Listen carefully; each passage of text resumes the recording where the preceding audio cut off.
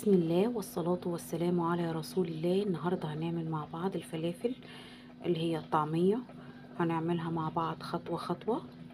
أول حاجة هجيب الكبة بتاعتي أحط فيها البصل. عندي بصل وعندي هنا فول وعندي كرات وعندي هنا توم وعندي عشبة جميلة جدا بتخلي الطعمية روعة.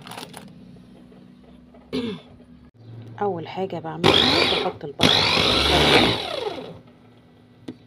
فرمناه، بعد كده بحط معاه الفول،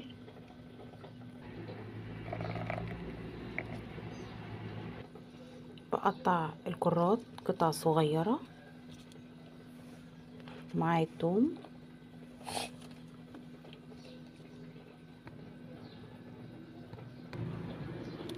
مع العشبة اللي انا قلت عليها. العشبة دي جميلة جدا في الطعمية، ريحتها جميلة جدا. دلعي اكلك بقى.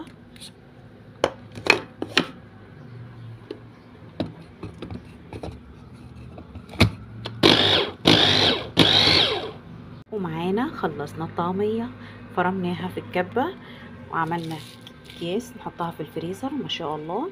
السر بقى اللي هنا ان الطعمية ما تكترهاش خضار عشان الخضار بيشرب زيت. حاولي ما تكتريش الخضار. ليه؟ لان الخضار بيشرب زيت. تمام.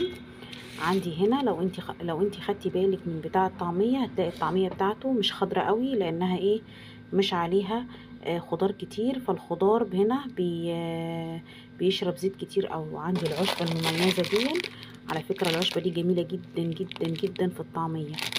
لو انت شكلها اهي عشان تعرفيها.